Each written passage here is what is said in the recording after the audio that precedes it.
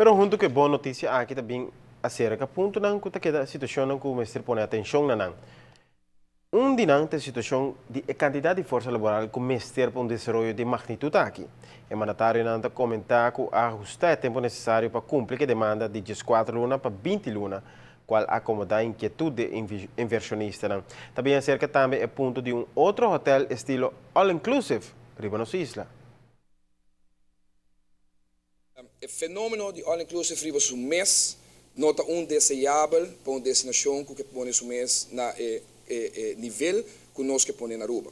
Mirando que o fenômeno na Aruba de para desenvolvimento na Palm Beach, que não permite hotel adicional, bem, em princípio, tapone que a cadena de all-inclusive, que está virando popular, no momento aqui, está willing e tem a disposição financeira para comprar qualquer edifício, comprar qualquer operação na Aruba, muito particularmente na área principal de turismo que é Palm Beach. E nós sabemos que sei, nós não vai permitir. Nós vai cambiar de modelo que botar em caba de 7 dias de transient visitor para fazer mais ainda all inclusive. Que em vez de 7 dias, nós vai dar 2 dias ou 3 dias para fora e para caia. San Nicolás é algo totalmente diferente. San Nicolás bota criar desenvolvimento que não existe, não tem nada. Não tem nem transient, não tem nem timeshare, não tem nada.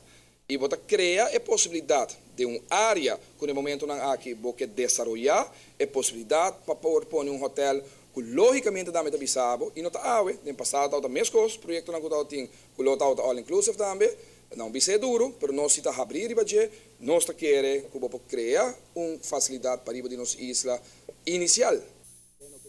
O Liberta reiterar que essa aqui não está abrindo caminho para seguir desenvolver a área aqui com o tipo de hotel assim que sou, mas essa aqui está base para desenvolver hotel para ir de Brugge. No mesmo momento tem preocupação também sobre a quantidade de câmara que o quer purba manter no mínimo. Que tem ampliação que você quer para riba. Quanto tem total de câmara que você quer de próximo 10 anos para riba. Então, a questão é que nós vai abrir para riba para 4.000, 5.000 câmaras. Você tem que ter uma planificação a base de quanto naqui velocidade porque a desenvolver não vai continuar porque queremos o que me deve no momento que o hotel que está em construção só você vai mirar quanto desenvolver está para ir para nossa isla. Ele está abrindo porta e está mirando oportunidade e potencial para ir de Brugge antes não por nem pensar,